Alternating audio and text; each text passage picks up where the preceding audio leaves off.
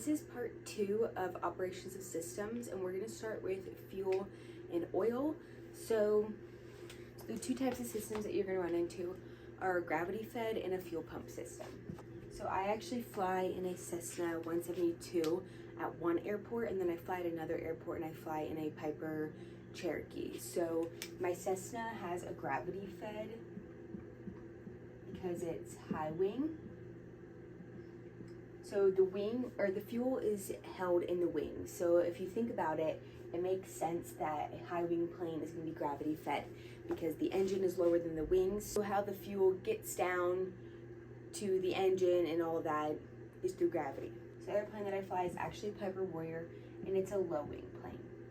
I'm going to explain the gravity fed system first, just because it's a lot more self-explanatory, and then we will get into a fuel pump system. But if you think about it, if the plane has low wings and the fuel is stored in the wings, how is the fuel being pulled out of the wings if there's no gravity pulling it? So that's how we have the fuel pump system. We have high wing, and I'm just going to go ahead and draw my best front profile of the plane. Someone got mad at me in the comments of my last video because they didn't understand my images because I wasn't specifying which profile we're looking at the plane from. Anyways, this is from the front. So this is our plane. Up in here is where our fuel is held. And then up here is where our little caps are. So when we're checking the quantity of the fuel, we use the little stick, dipstick, we put it in, we climb up here, take the cap off, put the dipstick in there, and then when we pull it out, it shows us how high the fuel is. We always check the fuel with the dipstick and don't just rely on the fuel gauges because the fuel gauges can be wrong. We just always want to check ourselves.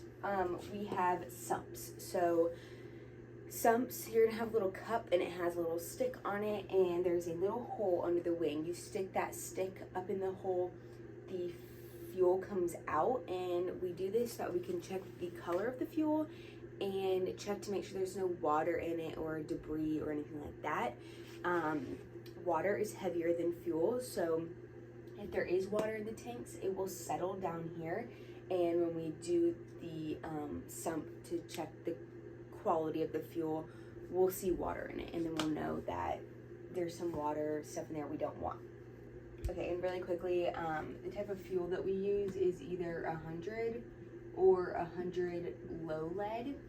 Also, also another thing to point out is when our fuel starts moving down into the engine, I'm going to draw a different picture showing the different parts of the fuel system and what it moves through and everything. But there is a little bit of fuel just on the bottom of the tanks right here that can't be pulled out. So it's unusable fuel. It's always going to be in there, but we can't use it. So whenever you're calculating for cross countries, like how much fuel you're going to need and then how much we have and everything, you're going to want to use just the usable fuel and not the usable combined with the unusable, because that stuff is never going to be pulled into the system, and you're never going to get to use it, and essentially you'd run out of fuel if you did calculate that into your cross-country plan. But what we do have to do is calculate that into our weight and balance, because although we're not using it, it still is sitting in there. So yeah, so this is going to be a better picture. This is one fuel tank. Those are in the wings. We have a vent that connects to our fuel tank. The reason we have a vent is because as we start losing fuel out of the tanks, if there wasn't a way for air to replace the space that the fuel once took up, it would create kind of like a pressure system inside the tank, and it wouldn't be able to draw any fuel out. So if it was just all fuel and then we start losing fuel and there's nothing to replace where the fuel was, kind of like a suction would be created in there, and it would keep the fuel from being able to move out of the tanks. So we have a vent to allow air to come in to replace the fuel that we are using. Then it comes down to our fuel selector. And our fuel selector is what we use inside of the cockpit. So it has an off, it has a left, it has a right, and it has a both. So we can twist it inside the cockpit. Basically, this is our left tank, our right tank, both. Certain planes will require you to fly on both tanks at all times. Some planes require you to switch your tanks every like 15 minutes or so. I've flown in planes where on takeoff and landing, you fly on both. When you're doing maneuvers, you fly on both. But when you're in straight and level flight, they recommend that you switch tanks every 15 minutes. So basically, you'll fly on left, start a timer. Once that timer's up, you'll switch to the right tank. In the Piper Warrior, that's a low wing, you will have to switch tanks irregardless.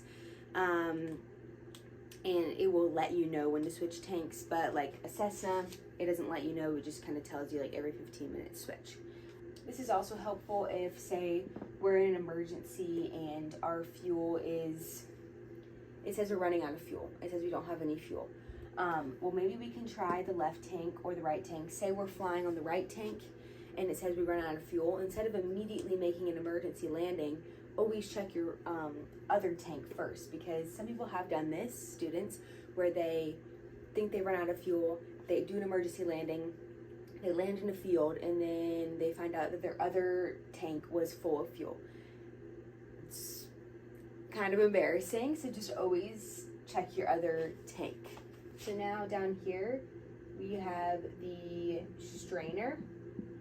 So this is gonna get all the contaminants out and stuff before it's sent to the engine.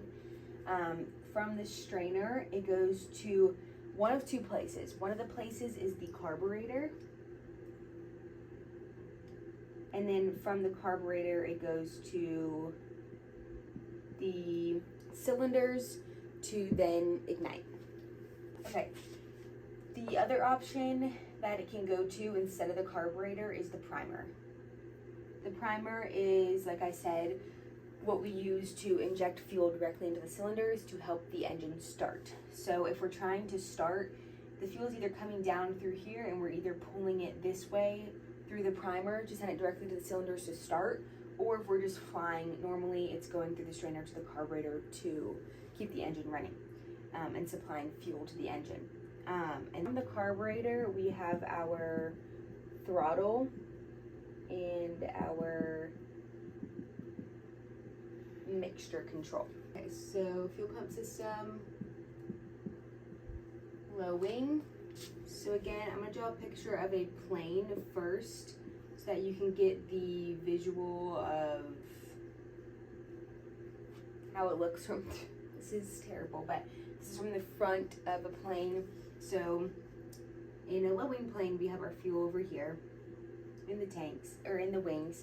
We have the same situation that happens where we have a little bit at the bottom that can't be pulled out, and we have a vent because we need air to fill the space that the fuel is leaving. So as far as what it looks like, it's kind of going to look like the low wing when I draw it out. So it's going to come from the tanks to the fuel selector. Then we also have a fuel pump. So I'm gonna put that over here because that is very important. And then it goes down to the strainer, and then it either goes to the carburetor or the primer. Then from the primer and the carburetor, it's going to the cylinders, and so on. Okay, so we do have a little vent to allow air to come in. We still do have sumps, and we do have fuel caps where we can check the quantity of the fuel. Fuel selector is going to be very important, and so is the fuel pump with a low wing system. Basically, fuel pump, whichever tank has the greater amount of fuel is what you're going to want to put your fuel selector on when you're starting the engine. In my plane at least, whenever we start flying, doing taxiing, anything like that, and it keeps track of when we need to switch fuel tanks. So it'll tell me fuel change, so give me a little message, and then what you do to change fuel tanks is you put the fuel pump on, and then you just switch to the other tank with your fuel selector, and then you can turn your fuel pump off. You also use fuel pump when you're taking off and when you're landing. Your fuel pump should be on, just because when you're in those unusual attitudes, you want to make sure there's always fuel being pumped through the system. Next, we're going to get into the electrical system. Every electrical system is going to be a little bit different, so you're going to have to go into your aircraft's POH and get all of the different information, like how many volts and amps and all that, and just some little small details. But I'm going to explain to you kind of how my plane works and just give you a little idea of how the electrical system in a single engine plane works. So to start off, we have I don't know what they look like, but these are the shapes that I'm using. So we have an alternator and a battery.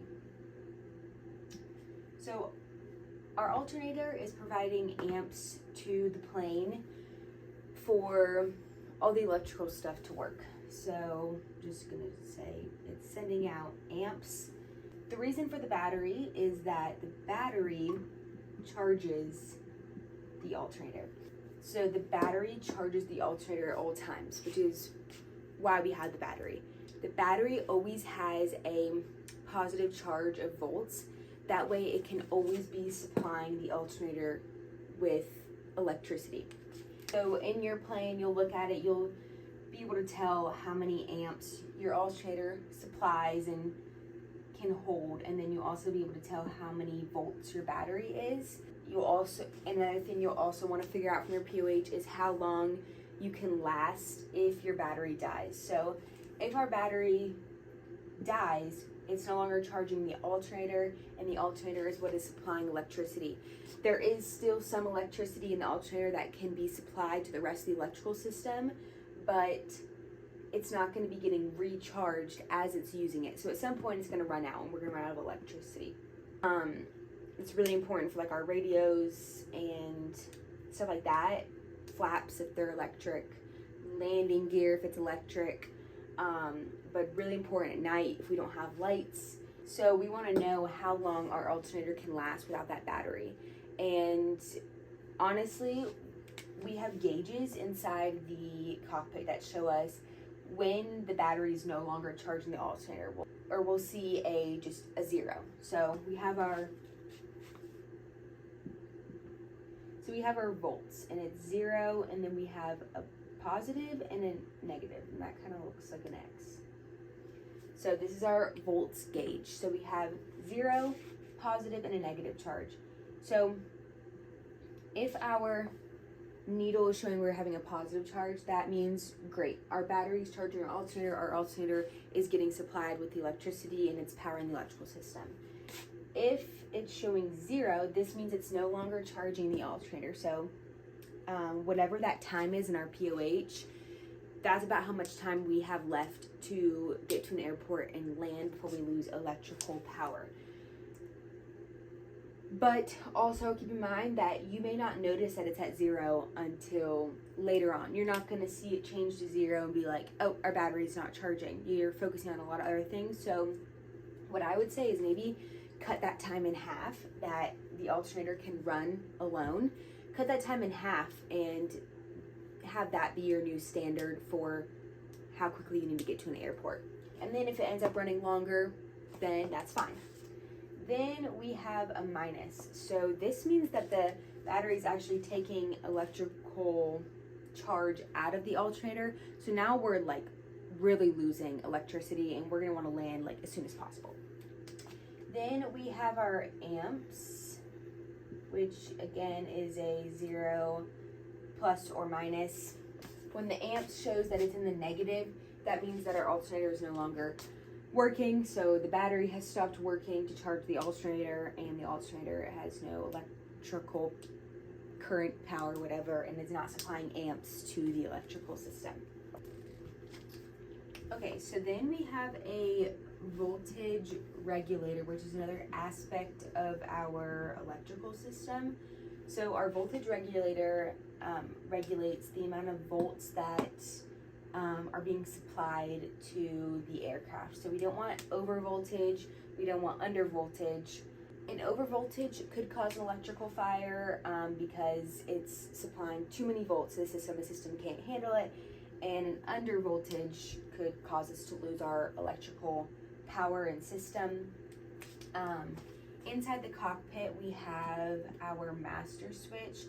You either have one switch that turns on the alternator and the battery together. My plane has two that are right next to each other, and one is the battery and one is the alternator. So when we're starting the engine, we turn the battery switch on so that this is powered up and is charging, helps us start the engine, and then once the engine is on and running, then we turn the alternator switch on, so that we have both of these on and running for our electrical system. Okay, and the last thing that I want to talk about the electrical system is bus bars. So basically,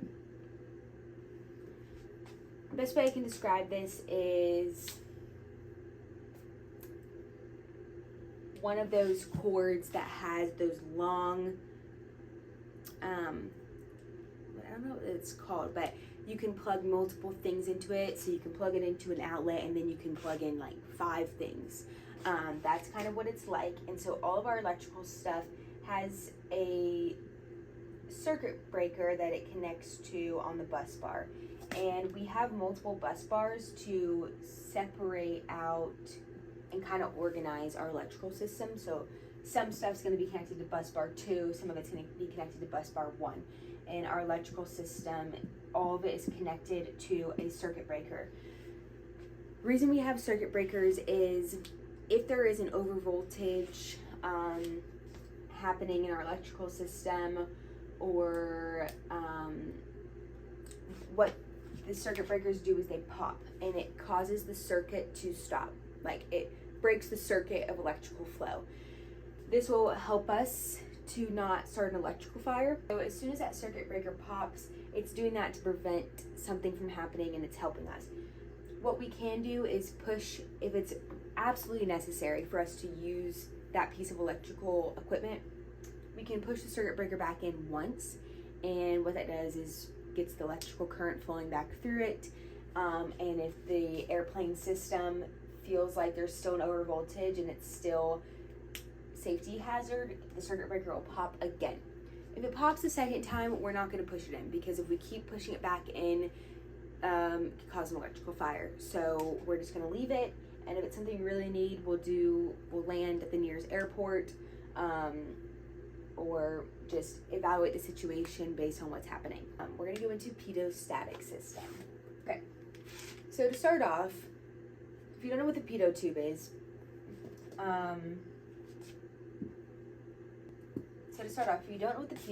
it's usually under your wing, and it's shaped like that. And it's a tube that's off of your wing. It has a little hole on the end, and that allows air into the pitot tube. On the side of our plane, we have a little like disc looking thing that also has a hole in it, and that is our static port. So the pitot-static system is based off our pitot tube and our static port, and there's 3 instruments that are affected by the pitot-static system, and that is the altimeter, airspeed indicator, and our VSI, vertical speed indicator. So altimeter is what reads our altitude, airspeed indicator is what reads our airspeed, and then vertical speed is what measures how quickly we're climbing or descending. So airspeed indicator is the only one that uses both. So air, as we're flying, goes into the pitot tube, and what that is measuring is dynamic air pressure. So we have dynamic and static. And as we're also flying, air is going into the static port, and that is static air. the airspeed indicator uses both the dynamic pressure and the static pressure to get our airspeed reading. And it's measuring basically the difference between the two. So not gonna get too into detail just because watching a YouTube video on the pitot-static system is gonna show really good visuals on how all of the insides of the instruments work with the air. So once the instrument gets the air, how does it show the reading? It's better to watch a YouTube video and get the visuals, but the airspeed indicator uses a diaphragm. So it basically takes the air from both of these, gets the difference in the air pressure, converts it to an airspeed reading. And then the diaphragm, as we climb or descend, or we pitch the nose up or down, it's getting different readings from the static and dynamic air. So the diaphragm changes the reading based on the pressure that it's getting from the pitot tube and the static port, and then it changes our airspeed. Our altimeter, I'm gonna write it up here. This is just based off of the static port, and this has aneroid wafers inside the instrument casing. So basically it's a lot of wafers that look like this, and whenever the static port supplies the air pressure to the aneroid wafers either compress or expand, and then it is linked to the face of the instrument, and then it either shows a higher altitude or lower altitude based on how those aneroid wafers are compressing or expanding. Then we have VSI, which is also based off static pressure. VSI also has a diaphragm, so it gets the air from the static port. The diaphragm takes it and it knows whether we are in a climb or a descent, and then it's able to show how fast that we're climbing or descending. I'm not going to get into pitot-static errors just because there's so many, and there's a chart that shows exactly basically on our pitot tube we have a drain hole and a opening hole. The drain hole allows things to exit that aren't supposed to be in there. The opening hole is where the air goes into. There's a lot of different errors that can happen with our instruments when just the opening hole gets closed, or the opening in the drain hole get closed, or the static port gets closed, and our instruments are going to read different things. It's important that you know what the instruments are going to do in those situations. That way you kind of know, like, okay, the static port must be closed because my VSI is doing this, and to fix it I need to do this. There's a couple things you can do to fix it. You can use alternate static, you can break the glass of the VSI because it's our least useful instrument, and that'll allow some air. You just have to watch a YouTube video. I'm getting a little too far ahead of myself. Okay, now we're gonna get into our gyro and vacuum instruments. So our attitude indicator, our heading indicator, based off of gyros. That is how they operate. And then our turn coordinator is electric, and our gyros and these instruments are powered through the vacuum system. So to start off, our gyroscopic instruments and gyros in general are based on two things: precession or rigidity. I spelled that wrong, but whatever.